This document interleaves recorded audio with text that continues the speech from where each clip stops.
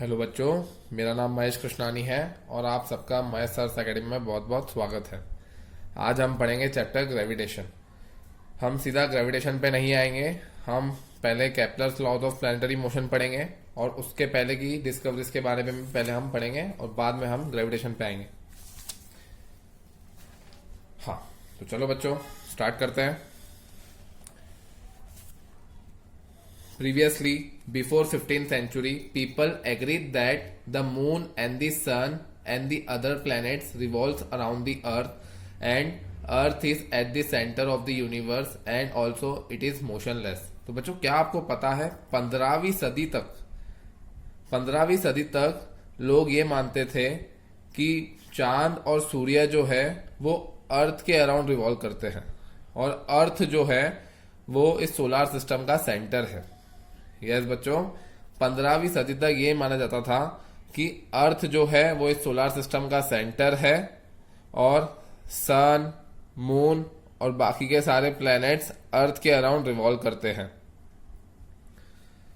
Also हाँ, ये भी माना जाता था कि अर्थ जो है वो मोशनलेस है। क्या है? मोशनलेस। अर्थ जो है वो स्थिर है, अर्थ कभी नहीं घूमती।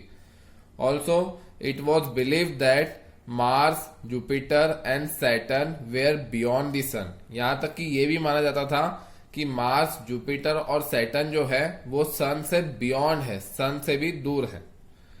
तो लोगों के ये सोचने की वजह एक ये भी थी बच्चों कि लोग ये सोचते थे कि हम अर्थ में बैठे हैं और हम तो स्थिर हैं, हम तो नहीं हिल रहे हैं और हम रोज देखते हैं कि सूरज आ रहा है और जा रहा है, चंद्रमा आ रहा है और जा रहा है, सारे सितारे आ रहे हैं और जा रहे हैं। तो इसलिए लोग ये सोचते थे कि अर्थ जो है वो स्थिर है, अर्थ जो है वो मोशनलेस है, अर्थ एक ही जगह है और बाकी सारे प्लैनेट, मून और सन जो है वो अर्थ के अराउंड रिवॉल्व कर रहे हैं। ये जो थ्योरी थी यहाँ, earth is the centre of the universe, इसे कहते हैं जियोसेंट्रिक। क्या कहते हैं? जियोसेंट्रिक। जियो मतलब अर्थ और सेंट्रिक मतलब अर्थ बीच में है। ये model, this theory of geocentric model of universe was generally proposed by the Aristotle and Ptolemy. ये जो जियोसेंट्रिक मॉडल लाया गया था, ये जनरली लाया गया था एरिस्टोटल और पिटोलमी के द्वारा। इन लोगों ने ही स्टार्टिंग में कहा था कि अर्थ जो है वो बीच में होती है और सारे प्लैनेट्स, मून, सन और सारे प्लैनेट्स अर्थ के अराउंड रिवॉल्व कर रहे होते हैं। तो आप देख सकते हैं डायग्राम, मैंने डायग्राम बनाई है। तो अकॉर्डिंग टू एरिस्टोटल एंड पिटोलमी हमारा सोलार सिस्टम कुछ इस तरह दिखता था। अर्थ बीच में है, उसके बाद मून है, फिर मर्क्यूरी, फिर वीनस, फिर सन और सन से भी दूरी पर मार्स, जुपिटर और सैटर्न। आप कहोगे कि नेपट्यून किधर है और भी एक प्लेनेट किधर है? तो दरअसल उस समय सारे प्लेनेट्स डिस्कवर नहीं हुए थे। उस समय ये 7 ही प्लेनेट डिस्कवर हुए थे और उस समय सन और मून को भी बाकी ऑर्बिट्स में रखा गया था और अर्थ को सेंटर पे रखा गया था। आज हम सब जानते हैं कि ये मॉडल, ये जियोसेंट्रिक मॉडल सच नहीं है। हकीकत में अर्थ सेंटर पे नहीं है, हकीकत में सन सेंटर में है। तो चलो जानते हैं कि इस नए मॉडल की शुरुआत की किसने।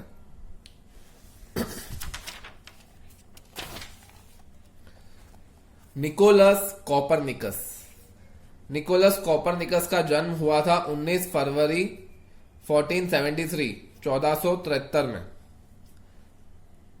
देखा जाए तो 15वीं सदी में ये जन्मे थे। Nicholas Copernicus was a great mathematician and astronomer who proposed that sun is the center of the universe and the earth and other planets are revolving around it। तो 15वीं सदी तक तो हमने देखा कि क्या माना जाता था। 15वीं सदी तक हर कोई ये मानता था कि अर्थ जो है वो सोलार सिस्टम का सेंटर है और बाकी सारे प्लैनेट, सन और मून अर्थ के अराउंड रिवॉल्व कर रहे हैं। बट 15वीं सदी में निकोलस कॉपरनिकस जन्मे जिन्होंने कहा कि नहीं, sun is the centre of the universe and earth and other planets revolve around it. उनके मुताबिक सन जो था वो सेंटर में था यूनिवर्स के और अर्थ और दूसरे प्लैनेट जो थे वो सन के अराउंड रिवॉल्व कर रहे थे। He was the first person who proposed the heliocentric model of the universe. Heliocentric मतलब sun is the centre of the universe, इसी मॉडल को कहा जाता है हेलियोसेंट्रिक। हमने पहले पढ़ा था जियोसेंट्रिक। जियोसेंट्रिक मतलब earth is the centre of the universe, और ये है हेलियोसेंट्रिक जिसमें हम कहते हैं कि सन जो है वो सेंटर है यूनिवर्स का। तो निकोलस कॉपरनिकस ये पहले व्यक्ति थे जिन्होंने इस थ्योरी को लाया था, जिन्होंने कहा था कि सन जो है वो सेंटर है यूनिवर्स का। He has done all his astronomical observations with a naked eye. इन्होंने अपनी सारी एस्ट्रोनॉमिकल ऑब्जर्वेशंस अपनी नंगी आंखों से की। इन्होंने किसी इंस्ट्रूमेंट का यूज नहीं किया, इन्होंने सिर्फ अपनी आंखों की मदद से सारे ऑब्जर्वेशंस किए और बताया लोगों को कि हमारा जो यूनिवर्स है वो हीलियोसेंट्रिक है, इसमें अर्थ नहीं sun is the centre of the universe है। नियरली बिटवीन 1510 एंड 1514 मतलब 1510 और 1514 के बीच he wrote a long essay in which he introduce his heliocentric model of universe and he send copies to a various astronomers. लगभग 1510 या 1514 के बीच इन्होंने एक बहुत बड़ा ऐसे लिखा था जिसमें इन्होंने हीलियोसेंट्रिक मॉडल की बात की थी, जिसमें इन्होंने कहा था कि हमारा यूनिवर्स जो है वो हीलियोसेंट्रिक है, हमारा यूनिवर्स जो है उसमें सन सेंटर में है सोलर सिस्टम के। और ये कॉपीज इन्होंने बहुत सारे एस्ट्रोनॉमर्स को भेजी थी। At that time no one has believed in this theory. उस समय किसी ने भी इनकी थ्योरी पर विश्वास नहीं किया, यहां तक कि हर किसी ने उस समय इन्हें बेवकूफ समझा। But today he is considered as the father of astronomy. पर आज इन्हें फादर ऑफ एस्ट्रोनॉमी कहा जाता है, फादर ऑफ एस्ट्रोनॉमी के नाम से जाना जाता है, क्योंकि अगर ये नहीं होते तो शायद और बहुत समय लग जाता ये पता करने में कि हमारी जो पृथ्वी हमारा जो सोलर सिस्टम है वो हीलियोसेंट्रिक है।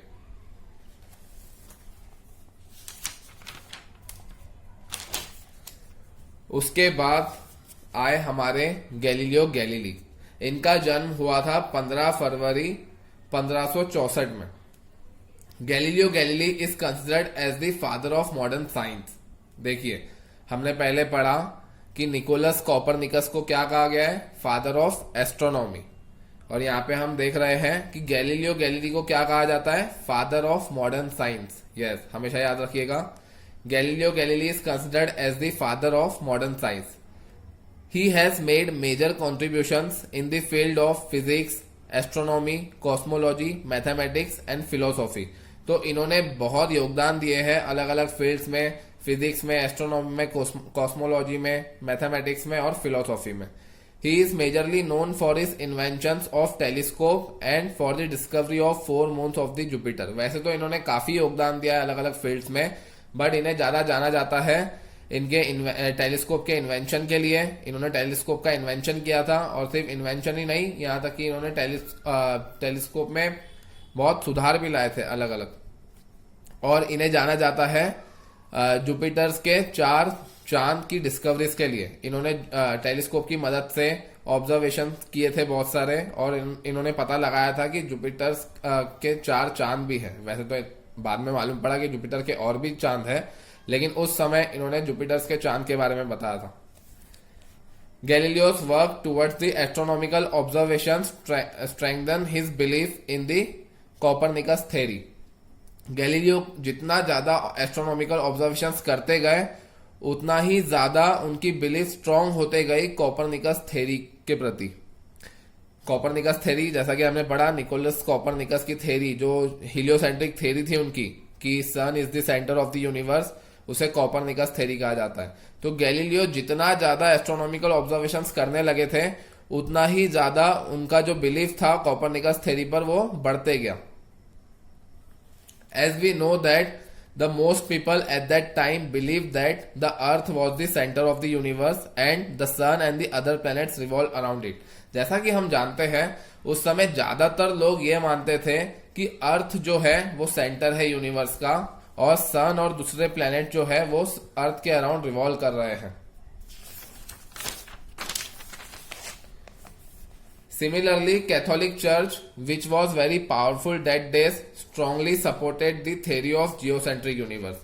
उसी तरह कैथोलिक चर्च, जो उस समय बहुत पावरफुल हुआ करता था, कैथोलिक चर्च के हाथ में बहुत पावर्स हुआ करती थी, वो भी स्ट्रांगली जियोसेंट्रिक यूनिवर्स को सपोर्ट करते थे। उनके मुताबिक भी अर्थ जो है वो सेंटर था यूनिवर्स का। After Galileo begins publishing papers about his astronomy discoveries and his beliefs in the heliocentric universe, he was called to Rome to answer the charges against him. जैसे जैसे गैलीलियो ने हीलियोसेंट्रिक के बारे में पढ़ना शुरू किया, एस्ट्रोनॉमिकल ऑब्जर्वेशन शुरू की, और जैसे जैसे उन्होंने अपने पेपर्स पब्लिश करना शुरू किए उनकी डिस्कवरीज के बारे में और उनके बिलीफ के बारे में कि वो जो उन्हें लगता था कि हमारा यूनिवर्स जो है वो हीलियोसेंट्रिक है, sun is the centre, sun centre में है, तो वो ये जब पब्लिश करने लगे तो उन्हें रोम बुलाया गया to answer the charges against him. जो उनके खिलाफ जो चार्जेस लगाए गए थे उनका जवाब देने के लिए उन्हें रोम बुलाया गया। Galileo was accused of being heretic. Galileo के खिलाफ चार्जेस थे कि वो हेरेटिक है। हेरेटिक मतलब वो चर्च के खिलाफ, चर्च की टीचिंग्स के खिलाफ बातें कर रहे हैं। जैसा कि मैंने आपको बताया कि उस समय चर्च मानती थी कि हमारा यूनिवर्स जो है वो जियोसेंट्रिक है, अर्थ जो है वो सेंटर में है यूनिवर्स के। तो क्योंकि गैलीलियो कह रहे थे कि हमारा यूनिवर्स जो है वो हीलियोसेंट्रिक है, इसलिए उनके ऊपर हेरेटिक के चार्जेस लगाए गए कि वो चर्च की टीचिंग्स के खिलाफ बात कर रहे हैं। एट दैट टाइम, उस समय, heresy was a serious crime for which people were sometimes sentence to death. उस समय हेरेसी एक बहुत सीरियस क्राइम था जिसके लिए लोगों को फांसी, डेथ तक मिलती थी, मृत्यु की सजा तक मिल जाती थी। Firstly, the Galileo was cleared of charges of heresy but was told that he should no longer publicly state his believe that earth moved around the sun. पहले तो गैलीलियो को सारे उनके जो ऊपर जो हेरेसी के चार्जेस थे वो माफ कर दिए गए, बट वॉज टोल्ड दैट, लेकिन उनसे कहा गया कि he should no longer publicly state his believe that earth moved around the sun. लेकिन उनसे कहा गया कि अब वो कभी पब्लिकली ये नहीं कहेंगे किसी से भी कि अर्थ जो है वो सन के अराउंड रिवॉल्व करती है। बट साइंटिस्ट तो साइंटिस्ट होते हैं, वो इतना आसानी से कहाँ किसी की बात मानते हैं। Galileo continued his study of astronomy and became more and more convinced that all planets revolve around the sun. लेकिन गैलीलियो ने अपनी स्टडी जारी रखी और जितनी ज्यादा वो स्टडी करने लगे उतना ही वो ज्यादा कन्विंस होते गए, उतना ही उन्हें लगता गया कि हमारे जो प्लैनेट्स हैं वो सन के अराउंड रिवॉल्व करते हैं।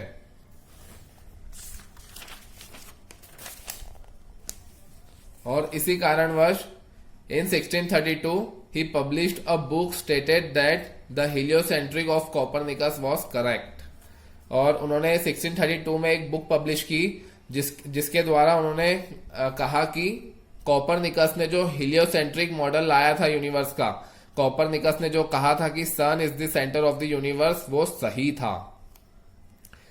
Galileo was once again called by the Catholic church. उन्हें फिर से कैथोलिक चर्च में बुलाया गया and this time he was found guilty. और इस बार उन्हें गिल्टी करार दिया गया। इस बार उन्हें गुनहगार साबित कर दिया गया कि उन्होंने हेरेसी की है, उन्होंने चर्च के टीचिंग्स के खिलाफ बातें की है। Galileo was sentence to life imprisonment in 1633। Heresy के चार्जेस लगने के कारण उन्हें लाइफ इम्प्रिजनमेंट की सजा दी गई, उम्र कैद की सजा। Because of his age and poor health conditions he was allowed to serve his imprisonment under house arrest. लेकिन क्योंकि उनकी ज्यादा उम्र के कारण और उनकी खराब हालतों के कारण उन्हें उनकी लाइफ इम्प्रिजनमेंट को हाउस अरेस्ट में तब्दील कर दिया गया, जिसे नजरबंदी कहा जाता है। इन्हें अपने ही घर के अंदर बंद कर दिया गया। Galileo died on January 8, 1642। और बीमारी के चलते गैलीलियो की मृत्यु हो गई 8 जनवरी 1642 में। तो देखा आपने, साइंटिस्ट का सफर उतना आसान नहीं होता, जबकि वो आज मालूम पड़ता है हमें कि वो जो भी कह रहे थे उस समय वो सब सच था, लेकिन उस समय उनकी बातों पर किसी ने विश्वास नहीं किया और यहां तक कि अपनी डिस्कवरीज के कारण उन्हें सजा भी झेलनी पड़ी। उसके बाद आए हमारे जोहानस केपलर जी। इनका जन्म हुआ था 27 दिसंबर 1571 में। Johannes Kepler was a German astronomer, mathematician and astrologer. Johannes Kepler जो थे वो जर्मन एस्ट्रोनॉमर भी थे, मैथमेटिशियन भी थे और एस्ट्रोलॉजर भी थे। ही इज अ की figure in the 17th century scientific revolution and he is best known for his laws of planetary motion। हाँ, 17वीं सदी के जो साइंटिफिक रिवॉल्यूशंस आए थे उसके लिए इन्हें बहुत इनकी डिस्कवरीज को बहुत जरूरी माना जाता है। कहा जाता है कि अगर इनकी लॉज ऑफ प्लैनेटरी मोशन की डिस्कवरी अगर ये नहीं करते तो 17वीं सदी में साइंटिफिक रिवॉल्यूशन कभी नहीं आता। और इन्हें सबसे ज्यादा जाना जाता है इनके लॉज ऑफ प्लैनेटरी मोशंस के लिए। Also, it is said that his laws of planetary motion provided the foundation for Newton's theory of universal gravitation। यहां तक कि यह भी कहा जाता है कि इनके लॉज ऑफ प्लैनेटरी मोशन के कारण ही Newton universal law of gravitation बना पाए थे। अगर ये लॉज ऑफ प्लैनेटरी मोशन नहीं बनाते तो शायद न्यूटन भी अपना यूनिवर्सल लॉ ऑफ ग्रेविटेशन कभी बना नहीं पाते और न्यूटन कभी ग्रेविटेशन की खोज नहीं कर पाते। तो केपलर ग्रेविटेशन चैप्टर में इसलिए केपलर का बहुत बड़ा रोल है। आज हम पढ़ेंगे केपलर्स के लॉज ऑफ प्लैनेटरी मोशन की आखिर क्या नियम इन्होंने बताए थे हमें प्लैनेटरी मोशन से रिलेटेड कि प्लैनेट्स किस तरह मोशन करते हैं। तो according to Kepler's first law, Kepler's के पहले कानून के मुताबिक the orbit of the planet is an ellipse. हम फिर से पढ़ते हैं। तो केपलर्स के फर्स्ट लॉ के मुताबिक the orbit of a planet is an ellipse with the sun at one of the foci. इसे फोकाई भी कहा जाता है, फोसाई भी कहा जाता है। तो सबसे पहले उन्होंने क्या कहा था केपलर ने कि जो प्लैनेट्स की जो ऑर्बिट होती है वो इलिप्स होती है। एलिप्स मतलब अंडाकार, एलिप्स मतलब अंडाकार। पहले ये माना जाता था, केपलर से पहले ये माना जाता था कि जो ऑर्बिट है वो सर्क्यूलर है, जैसा कि हमने देखा था पहले डायग्राम में एरिस्टोटल के कि उसमें जो ऑर्बिट बनाई थी वो पूरी सर्कुलर बनाई थी। बट केपलर ने कहा कि नहीं, ऑर्बिट जो होती है प्लैनेट की वो इलिप्स होती है। इलिप्स मतलब अंडाकार जैसे उसका शेप कुछ ऐसा होता है, तो इसे बोलते हैं ellipse. With the sun at one of the foci, और सन की पोजीशन कहाँ है? फोकाई पे। अब ये फोकाई क्या होता है मैं आपको बताता हूं। इस शेप को बोलते हैं इलिप्स, और जिस तरह सर्कल का एक सेंटर होता है उसी तरह इलिप्स के दो सेंटर होते हैं जिन्हें फोकस कहा जाता है, और फोकाई भी कहा जाता है। तो ये फोकाई 1 और ये फोकाई 2। तो वही केपलर्स ने कहा है कि the orbit of a planet is an ellipse. Planet की जो ऑर्बिट होती है वो इलिप्टिकल शेप की होती है, मतलब ये प्लैनेट है with the sun at one of the foci. और सन की पोजीशन क्या होता है? फोकाई में। यहाँ तो सन यहाँ पे होगा, यहाँ तो सन यहाँ पे। आप जहां भी ड्रॉ करना चाहे आप ड्रॉ कर सकते हैं। मैंने सन को यहाँ प्लेस किया है। तो सन की पोजीशन होती है वो फोकाई पे होती है, और प्लैनेट जो होते हैं वो इलिप्टिकल ऑर्बिट में रिवॉल्व करते हैं। तो according to Kepler this is his first law. अब हम पढ़ते हैं केपलर्स के सेकेंड लॉ को। Kepler's second law, according to Kepler's second law, the line joining the planet and the sun sweeps out equal areas in equal interval of time। Kepler के second law के मुताबिक, चलो पहले हम बना लेते हैं प्लैनेट्स और सन। तो पहले हम एक इलिप्टिकल ऑर्बिट बना देते हैं।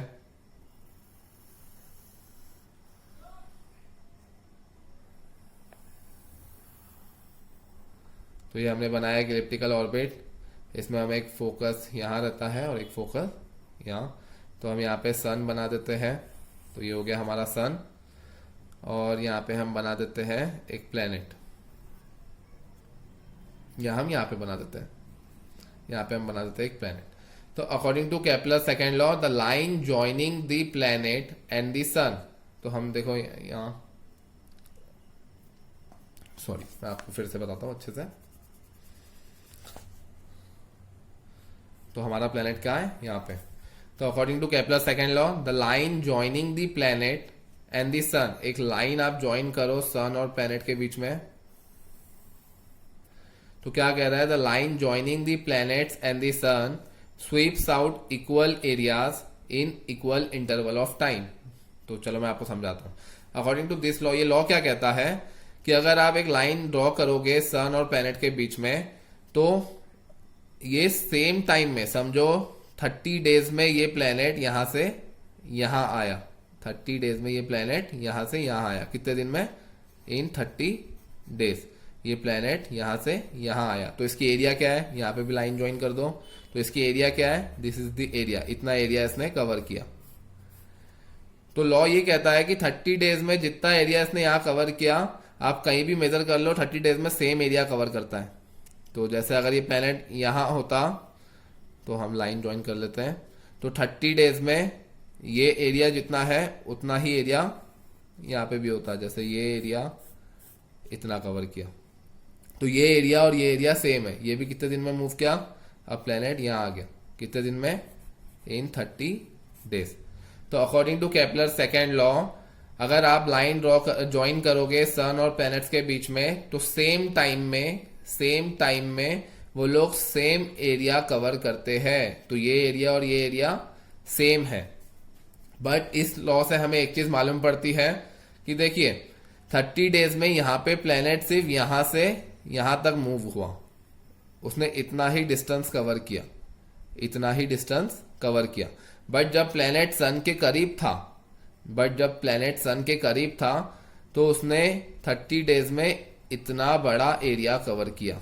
देख सकते हैं आप कि जब प्लैनेट सन से दूरी पर थे तो उन्होंने इतना शॉर्ट डिस्टेंस कवर किया, बट जब प्लैनेट सन से पास थे तब उन्होंने इतना बड़ा डिस्टेंस कवर किया। तो according to Kepler second law, उनके सेकेंड लॉ के कारण हमें यह भी मालूम पड़ा कि जब प्लैनेट सन से दूर होते हैं तब वो स्लो मूव करते हैं, और जब प्लैनेट्स सन के करीब होते हैं तब वो फास्ट मूव करते हैं। इसका कारण जब लोगों ने उनसे उस समय पूछा, तो इसका कारण वो उस समय नहीं दे पाए थे। मैं आपको बताऊंगा कि इसका कारण क्या है। तो फिर से एक बार हम रिवाइज करते हैं केपलर्स के सेकेंड लॉ को। केपलर्स का सेकंड लॉ क्या बोलता है? The line joining the planets and the sun sweeps out equal areas in equal interval of time. अगर आप सन और प्लैनेट के बीच में लाइन ज्वाइन करोगे तो वो इक्वल टाइम में इक्वल एरिया कवर करते हैं। जैसे 30 डेज में इतना एरिया कवर किया और 30 डेज में इतना एरिया कवर किया। तो इस लॉ के कारण ही हमें पता चला कि 30 डेज में प्लैनेट जब सन से दूर था तब उसने इतना ही डिस्टेंस कवर किया, और जब प्लैनेट सन से करीब था तब उसने इतना बड़ा डिस्टेंस कवर किया। तो इससे हम पता कर सकते हैं, हम इससे कह सकते हैं कि जब प्लैनेट सन से दूर होते हैं वो स्लो मूव करते हैं, और जब प्लैनेट सन के करीब होते हैं वो फास्ट मूव करते हैं। तो चलो अब हम पढ़ते हैं केपलर्स का थर्ड लॉ।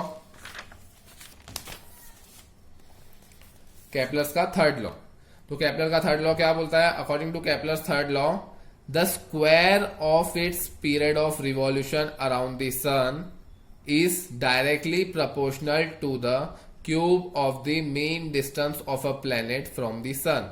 आई नो आप लोगों को कुछ नहीं समझा, तो चलो मैं फिर से आपको समझाता हूं। यहां पे भी मैं एक डायग्राम बना देता हूं।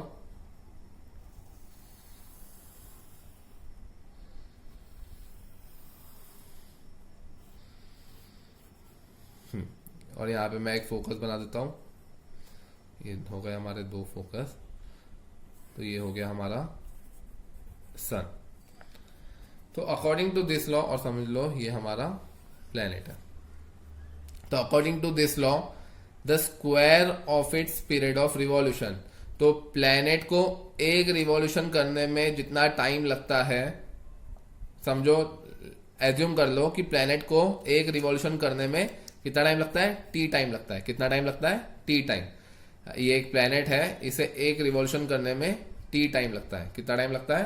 T time. और मैं इस प्लैनेट को यहां ना बनाते हुए थोड़ा यहां बनाऊंगा तो आपको और अच्छे से समझेगा। हाँ, तो प्लैनेट को एक रिवॉल्यूशन करने में कितना टाइम लगता है? T time. और समझ लो इस प्लैनेट का सन से कितना डिस्टेंस है? मीन डिस्टेंस है इसका आर। कितना डिस्टेंस है? आर। तो इन 2 चीजों को आपको याद रखना है। प्लैनेट को एक रिवॉल्यूशन करने में कितना टाइम लग रहा है? T time. और प्लैनेट का डिस्टेंस कितना है सन से? आर। तो ये लॉ क्या बोलता है? The square of its period of revolution, जैसे हमने देखा पीरियड ऑफ रिवॉल्यूशन क्या है? टी। तो टी का square is directly proportional to the cube of the mean distance of the planet from the sun. ये डायरेक्टली प्रोपोर्शनल है distance के क्यूब से, उस प्लेनेट का डिस्टेंस सन से जितना है उसके क्यूब से ये डायरेक्टली प्रोपोर्शनल है। ठीक है, तो ये लॉ कहना क्या चाहता है, इस लॉ के वजह से ही हमें मालूम पड़ा कि देखो डायरेक्टली प्रोपोर्शनल का मतलब क्या होता है, जितना ज्यादा ये होगा, अगर ये बढ़ेगा तो ये भी बढ़ेगा, अगर ये बढ़ेगा तो ये भी बढ़ेगा, ये होता है डायरेक्टली प्रोपोर्शनल का मतलब। तो इससे हमें ये मालूम पड़ा कि ये क्या आर क्या है, डिस्टेंस। अगर सन और प्लैनेट के बीच का डिस्टेंस बढ़ेगा तो पीरियड ऑफ रिवॉल्यूशन भी बढ़ेगा। अगर प्लैनेट्स और सन के बीच का डिस्टेंस बढ़ेगा तो इससे पीरियड ऑफ रिवॉल्यूशन भी बढ़ेगा। जो प्लैनेट सन से जितना करीब होगा वो उतना जल्दी रिवॉल्व करेगा, उसका रिवॉल्यूशन टाइम उतना ही कम होगा। अगर डिस्टेंस कम होगा तो रिवॉल्यूशन टाइम भी कम होगा, अगर डिस्टेंस ज्यादा होगा तो रिवॉल्यूशन टाइम भी ज्यादा होगा। चलो आपको मैं और अच्छे से समझाने के लिए बताता हूं। जैसा कि आप सब जानते हैं सन से सबसे करीब पर कौन सा प्लैनेट है, मर्क्यूरी। तो देखो मर्क्यूरी एक रिवॉल्यूशन कितने दिन में कंप्लीट करता है, 87.97 डेज, मतलब अप्रोक्सीमेटली 88 डेज में वो सन का एक रिवॉल्यूशन कंप्लीट कर देता है। फिर उसके बाद वीनस, मर्क्यूरी से थोड़ा दूर वीनस है, तो वीनस देखो उससे ज्यादा टाइम लेता है, 224.7 डेज लेता है वन रिवॉल्यूशन को। उसके बाद हमारी अर्थ है, तो वो कितना लेती है अर्थ एक रिवॉल्यूशन में, जैसा कि हम जानते हैं 365 डेज लेती है। 0.26 इसलिए क्योंकि हम जानते हैं हर चार साल के बाद लीप ईयर आता है, तो ये 26 प्लस होते होते पूरा वन डे हो जाता है, इसलिए हर 4 साल के बाद 366 डेज होते हैं, इसलिए यहाँ पे 365.26 लिखा है। तो मेरा बताने का मकसद ये है कि जो प्लेनेट जितना करीब है उसका रिवॉल्यूशन पीरियड उतना ही कम है, जो प्लेनेट जितना दूर होता जाता है उसका रिवॉल्यूशन पीरियड भी उतना बढ़ते जाता है। आप देख सकते हैं मार्स का रिवॉल्यूशन पीरियड 1.88 ईयर्स है, उसे एक रिवॉल्यूशन करने में लगभग 2 साल लग जाते हैं, और वही जुपिटर को एक रिवॉल्यूशन करने में लगभग 12 साल लग जाते हैं। सैटर्न को एक रिवॉल्यूशन करने में लगभग 30 साल लग जाते हैं। यूरेनस को एक रिवॉल्यूशन करने में लगभग 84 साल लग जाते हैं, और वही नेपच्यून को एक रिवॉल्यूशन करने में लगभग 165 साल लग जाते हैं। तो इससे आप कह सकते हैं, तो so by this we get that more the distance of a planet from the sun more will be its period of revolution. जितना ज्यादा कोई प्लैनेट दूरी पर होगा सन से उतना ही ज्यादा वो रिवॉल्यूशन में टाइम लगाएगा। तो अब आपको केपलर्स का थर्ड लॉ समझा, क्या कहता है ये कि T square is directly proportional to the R cube. जितना ज्यादा डिस्टेंस होगा उतना ही ज्यादा टाइम लगेगा रिवॉल्यूशन में। तो ये सब लॉस केपलर्स ने दिए थे। इसके बाद बट लोगों के कुछ सवाल थे केपलर से उस समय। तो लोगों के क्वेश्चंस क्या थे केपलर से, why all planets are revolving around the sun. ये सारे प्लैनेट्स अर्थ सन के अराउंड क्यों रिवॉल्व कर रहे हैं। Why can they just move away. ये सारे प्लैनेट्स सन के अराउंड क्यों रिवॉल्व कर रहे हैं, वो उस ऑर्बिट को छोड़ के क्यों नहीं चले जाते। तो उस समय तो केपलर इस सवाल का जवाब नहीं दे पाए थे, क्योंकि इस सवाल का जवाब जिसे देना था वो अभी पैदा होने के हैं, वो कुछ समय बाद पैदा होने वाले हैं।